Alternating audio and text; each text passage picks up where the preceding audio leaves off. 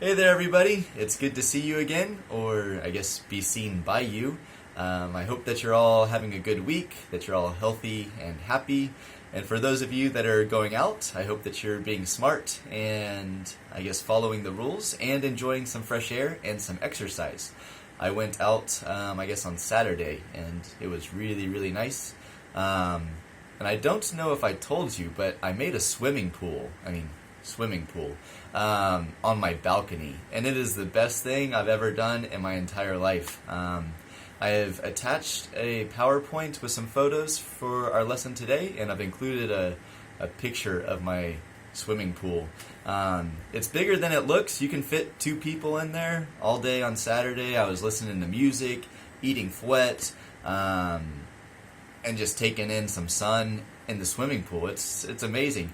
If you're going to do something similar, definitely make sure that you follow the guidelines. There are limits on how much weight your balconies can hold, so be smart. But besides that, I'm doing good. I'm watching a lot of really terrible Spanish movies. That's okay. I did watch one good one called Contratiempo, which was good.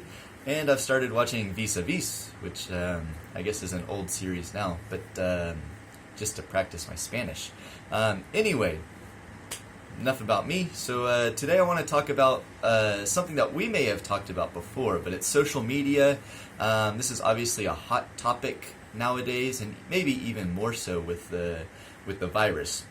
As usual, again, I do have a PowerPoint with some information and a short lesson, and then 10 questions. So make sure you're paying attention. Most of the questions are going to come from what I say, but at least one of them comes from the PowerPoint slide. Okay, so let's go. So talking about social media, what is it? Well, it's going to be made of websites and applications that enable users like you and me to create and share content or to participate in social networking. Now, what is this content? Well, I have 4 examples for you. There could be more, but these are the 4 that make sense to me. And they are text, images, audio, and video. Right? These are all the things that we share on our Instagram feeds and our Facebook posts. If you use Facebook, apparently that's only for old people like me. But anyway, we have several different types of social media that I want to share with you, and a couple examples of each one. There are more, but these are just a few. So types of social media, we have social networks. An example of this would be either Facebook or Twitter.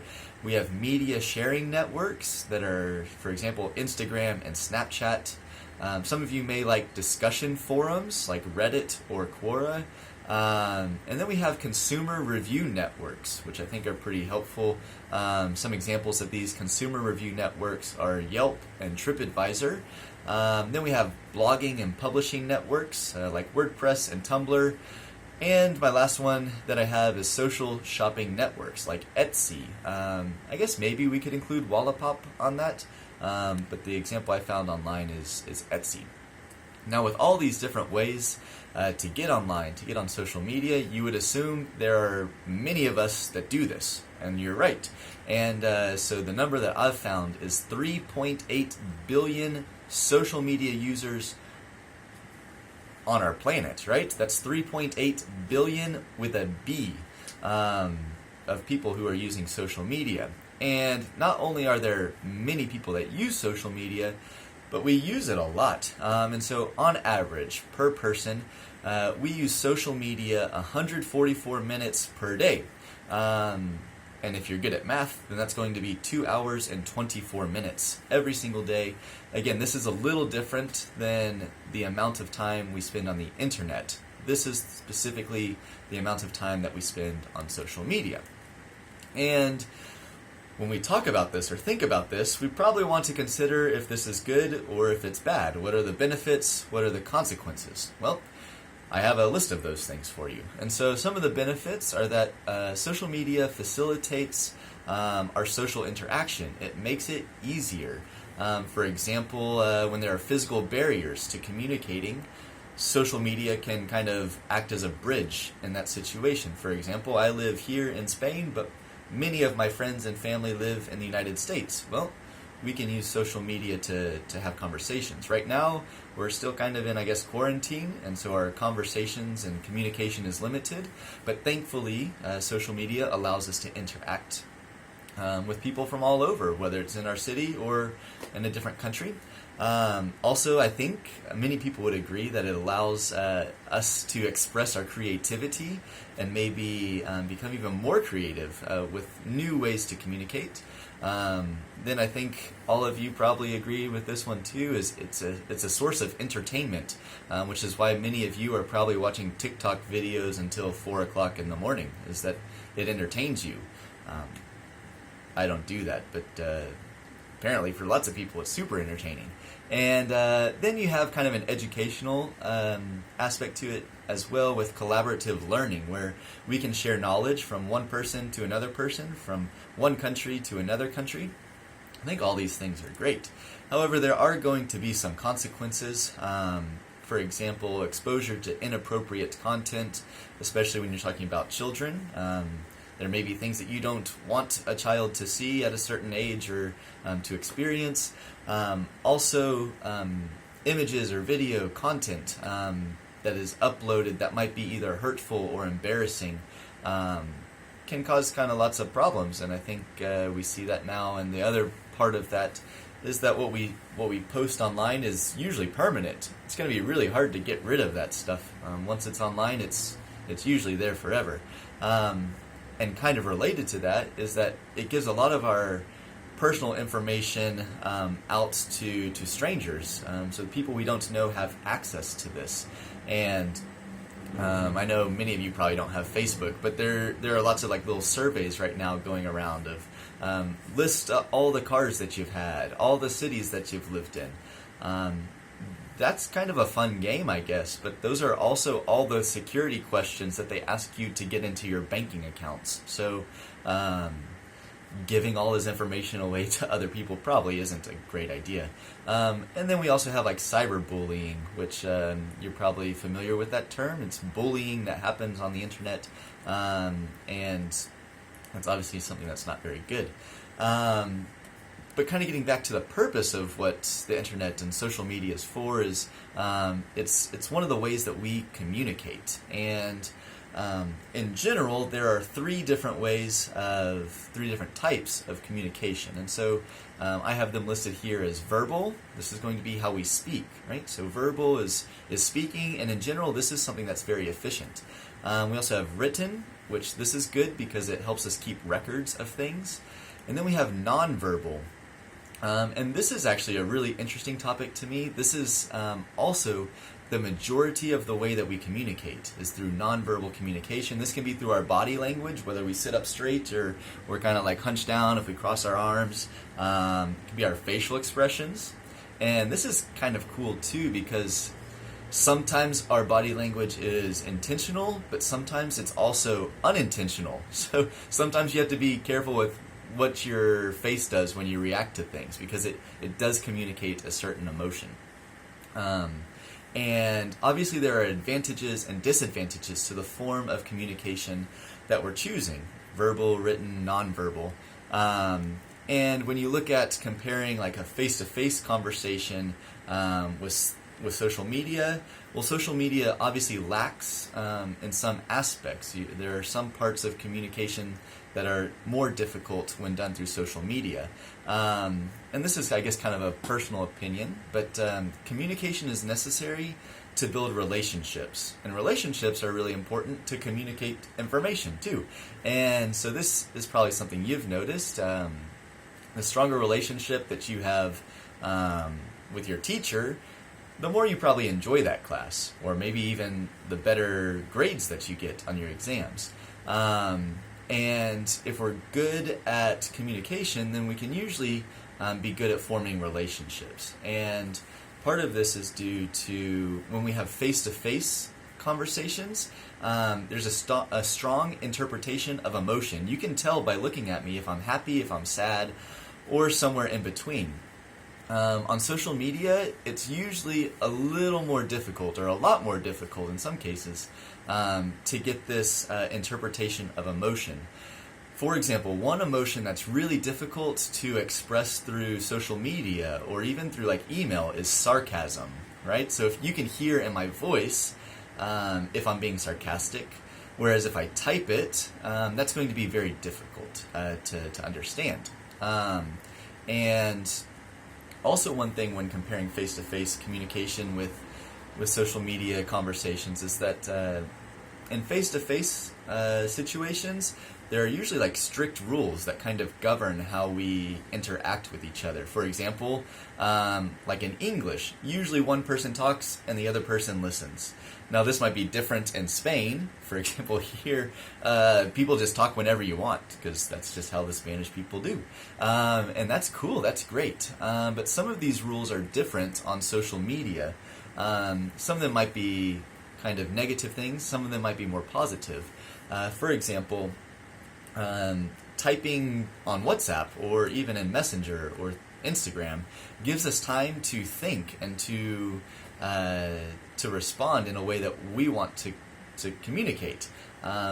We don't necessarily have that time when we're having face-to-face conversations. We can't just pause a conversation to think, at least not usually. However, when we're typing, you can wait 2 minutes to respond, and that's perfectly okay. We can even delete messages, right? So sometimes you send something on accident to a group you didn't want to send it to, or maybe you decide, hey, I don't really want that person to have that text, or I don't want that person to have that photo, or whatever it is, and we can delete those things. When we speak with our words, that's really hard to take back, right? We even have a phrase like, you can't take back the words that you say, they're there. And so there may be some advantages to this on social media. One of the negative things, though, is that on social media, people feel more comfortable and confident in saying whatever they want. There aren't any physical consequences to what you say. And so obviously you probably wouldn't say something mean to somebody face-to-face because they might punch you. However, I might say something mean on Facebook because I can. Not me personally, but nobody would hurt me. I was just a good example of this. I was watching First Dates last night, and this blonde woman said she did not want to have a date with this man because physically he did not meet her requirements. And she was very strong in saying no, she did not want this date when she was talking to the waitress. However, when she had to say it to the man's face, she became a little more timid and shy. She did actually say this. She was upfront and honest with him, I guess. But she came across a lot more nervous when she did that. And that's because lots of us tend to hide on social media. Now, that's about the end of my lesson here. I have included a lot of things on the PowerPoint that I think are interesting, but I think for time's sake, I may just kind of skip some of those things. So you obviously have the picture of my pool. You have a picture that I have shown in some of my classes before, and showing the benefits and the negative things of social media. And then I have, again, some data here about digital around the world in 2020 with the number of people that use social media, the amount of time spent per day using the internet. Again, this is different than the amount of time spent using social media. On the next slide, you can see the number of people around the world that are not connected to the internet. A large portion of these people live in Africa or in Asia, as you can see based on the chart. The next one breaks it down by gender. Again, maybe on your own time you want to look at these things a little more in depth, but you can see that in general a lot of equality is shown here. However, there are several areas like Southeastern Asia and maybe parts of Africa where men have more access to social media than women. The next slide shows you the time spent on social media per country. You can zoom in there and see how that stacks up with your country around the world. Then we have the most common social media platforms. For example, Facebook's number one, so old people are staying strong like me. And then you've got who Facebook is advertising to, which shows you their demographic of who they market towards. And then you have a list of the most the most common apps, right? Based on monthly active users, you can see that WhatsApp is the number one app here. It also lists the app developer, so you can see, for example, like Instagram was developed by Facebook. So just because this is the new cool thing doesn't mean that it's not connected to what people my age use, I guess. But so that's some information there. And then the last one that I have is the emojis, which you might find kind of interesting. And so again, you can look for more information on your own or look at those graphs a little more. But now I want to get to the questions, so I'll read these here. Again, the first 8 are going to be very simple, short answers. The last 2, I want maybe a 30 to 50 word response. So my first question, number 1, is name 2 types of content that are shared on social media. I gave you 4. I gave you a list of 4, but for this question I want you to name 2 types of content shared on social media. Question number 2. TripAdvisor is an example of which type of social network? Number 3. How many people in the world use social media? Number 4. What is the average daily time spent on social media per person? Right? You can write this in minutes or you can write this in hours, however you want. Number 5. What are the 3 types of communication? Number 6. Which type of communication is used the most? So out of those 3 types that I gave you, which type of communication is used the most? Number 7. Which emotion is difficult to convey or to express through social media? Number 8. Which company developed the Instagram app? Okay, those should be easy. The last 2, again, a 30 to 50 word response should be good. So question number 9. Name one situation where having a face-to-face conversation is better than having a conversation on social media, right? There may be situations that are better done face-to-face. So tell me one situation and justify your answer. Why is it better in face-to-face? Number 10. Should we be concerned about how much time we spend on social media? Why or why not? So basically, is this important? Is there a difference between spending 2 hours on social media and spending 8 hours on social media? Should there be a limit? Should we be concerned in general? Hopefully all of that is straightforward. Again, I hope all of you are doing well. Sorry the video was a little longer today. But take care of yourselves, and hopefully I'll see you soon. Bye-bye.